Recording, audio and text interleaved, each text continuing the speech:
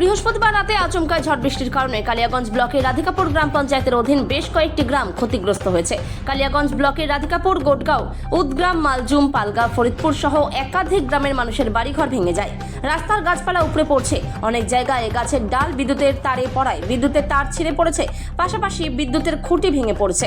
প্রচুর পরিমাণে ভুট্টার ক্ষতি হয়েছে।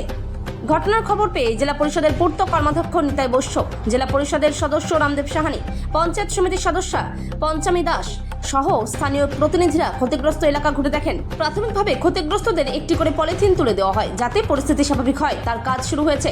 যাতে ক্ষতিগ্রস্ত মানুষেরা সরকারি সহযোগিতা পায় তার জন্য প্রশাসনের পক্ষ থেকে উদ্যোগ নেওয়া হচ্ছে।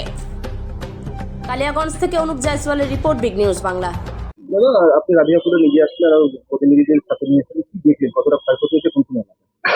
আমাদের কালিয়াগঞ্জ ব্লকের রাধিকাপুর পঞ্চায়েত, যেটা একদম আমাদের কালিয়াগঞ্জ ব্লকের শেষ প্রান্তে, বাংলাদেশ আসছে লাগোয়া একটা, গত রাতে মানে ঠিক 12টা 1টা বা 2টোর দিকে আর কি প্রকট একটা ঝড় বৃষ্টি এবং সাথে একটা ঘূর্ণিঝড় ওই এরিয়াটাতে হয়েছিল। বিশেষ করে টাঙ্গন নদীর ওই পারের যে গ্রামগুলো আছে, এই পারের যে গ্রামগুলো আছে, সেই টাঙ্গন নদীর দুই তীরের যে গ্রামগুলো আছে, বিশেষ করে রাধিকাপুর, তারপর হচ্ছে উদগ্রাম, গোটগাঁ, বাগচা, বালাহার, নারায়ণপুর এবং ওইদিকে পালিগা, ফরিদপুর, দুর্গাপুর মিলে রাধিকাপুর পঞ্চায়েতের বিস্তীর্ণ এরিয়া গতকালের রাতে ব্যাপক ঝড়ে প্রচুর ক্ষয়ক্ষতি হয়েছে এবং মাকাই ক্ষেত এবং প্রচুর মানুষের ঘরবাড়ির টিন চাল উড়ে গেছে।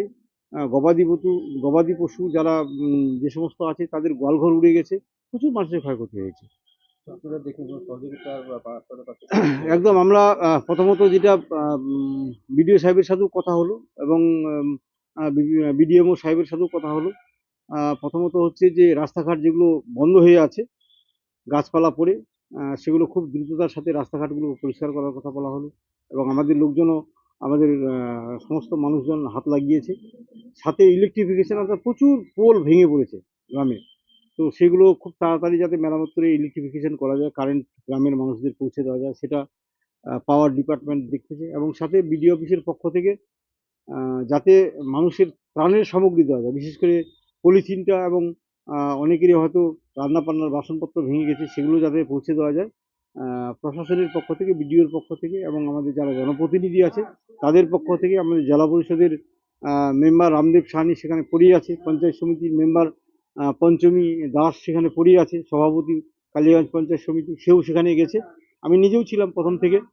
তো আমাদের পুরো টিম রাধিকাপুরের এই বিপর্যয়ের সময় একদম পুরো টিম তাদের উদ্ধারের কাজে লাগছে এবং তাদের যাতে যথাযথ ব্যবস্থা করা যায়, বাকিটা যতটা পারা যায় আমরা চেষ্টা করছি। আপনার নাম? আমার নাম সঞ্জয় দাস। কি ঘটনা ঘটেছে আপনাদের এলাকায়? ঘটনা বলতে কালকে আচমকায় ঘূর্ণিঝড়, মানে আগে তো মেঘ আকাশটা দেখলাম যে কিছু মানে একটু বৃষ্টি আসবে সাধারণতভাবে, আর এমন আচমকায় আসলো মানে তছনছ একদম গোটা অঞ্চল, রাধিকাপুর অঞ্চল গোটা তছনছ। আমার বাড়ির সামনেই মোটামুটি এক লাইনের থম্বা মোটামুটি 7-8টা পড়ে গেছে। বাড়ি তো প্রচুর বাড়ি ভাঙে গেছে। বিদ্যুৎ এখনো বিচ্ছিন্ন আছে? বিচ্ছিন্ন বলতে এখন তো আসলো, সকাল থেকে থানা থেকে আসলো, বিডিও থেকে আসলো, লাইনের অফিসার আসলো, অনেক আসে দেখে গেল। এখন লোক দেখতে পাচ্ছি কাজ করতেছে কয়েকজন লাইনের। কারো কোনো ক্ষতি হয়নি লোকজনের? না, লোকজনের সেমন ক্ষতি হয়নি, কিন্তু বাড়িঘরের প্রচুর ক্ষতি হয়েছে। তারা এখন কীভাবে থাকছে? এখন সরকার থেকে আবেদন যদি দিয়ে সরকার যদি কোনো একটু হেল্প করে তাহলে লোকগুলো একটু সুবিধা হবে, কারণ বাড়ি ঘর তো অনেক লোক তো ভাবতে পারেনি না যে এইরকম আচমকায় ঘূর্ণিঝড় হবে। হ্যাঁ, ক্ষতি প্রচুর হয়েছে, বাড়িঘর প্রচুর ক্ষতি হয়েছে। হ্যাঁ, ভেঙে গেছে। তারপর টিনের যাদের ছাউনি ছিল সব টিন উড়ে নিয়ে চলে গেছে।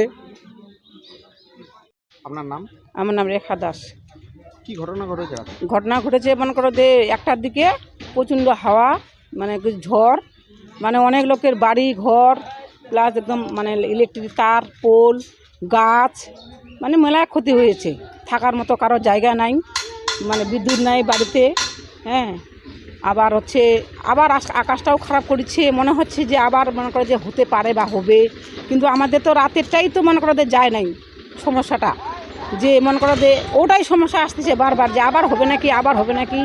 আর যাদের যাদের টিনের বাড়ি, বাইশের বাড়ি, পাকা বাড়ি সবারই ক্ষতি হয়ে গেছে, আমাদেরও হচ্ছে, বাড়িঘর সব জল ঢুকছে, ভিজে গেছে, থাকার মতো জায়গা নেই। সারা রাত্রি বসেছিলাম এবং কি আমরা রান্নাবান্না করে অনেকেই খেতেও পারি নাই, ওই মুড়ি টুড়ি যা হচ্ছে ওগুলাই খেয়ে আছি। একটু যদি সরকার থেকে বা অন্য কিছু থেকে যদি একটু হেল্প করে বা সাহায্য করে তো একটু খুব ভালো হয় আর কি। মানে এখন আতঙ্কে রয়েছে। এখন আতঙ্কে রয়েছি আমরা, আতঙ্কটাই আমাদের যায়নি। মানে বাড়িঘরের যা পরিস্থিতি, বাড়িঘর তো ঢুকতেই পারতেছি না, এরকম হয়ে গেছে। কাপড় চোপড় যা ছিল সব ভিজে টিজে, মানে থাকার মতো মানে খুবই কষ্ট।